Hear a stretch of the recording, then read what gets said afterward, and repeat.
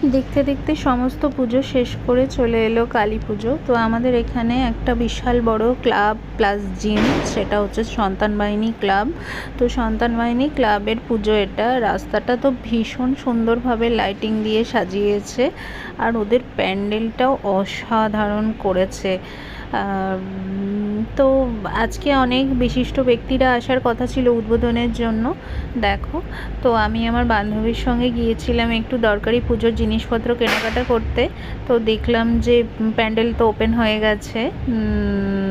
তো আমরা আজকে একটুখানি ঢুকলাম যে দেখি, অন্য দিনও আসবো, কালকেও যাব একটুখানি দেখতে, কিন্তু আজকে দেখতে পাচ্ছিলাম বলে চলে গেলাম একবার। তো ভীষণ সুন্দর করেছে, আমার তো ভীষণ ভালো লেগেছে। আমাদের এখানে সবথেকে বড় পুজো মনে হয় এটাই।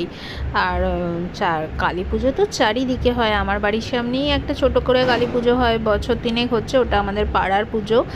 সেটার এখনও ঠাকুর আসেনি, তবে সন্তান বাহিনীতে ঠাকুর এসে গেছে। মাকে তো খুব সুন্দর লাগছিল। তোমরাও দেখো, আশা করি তোমাদেরও খুব ভালো লাগবে।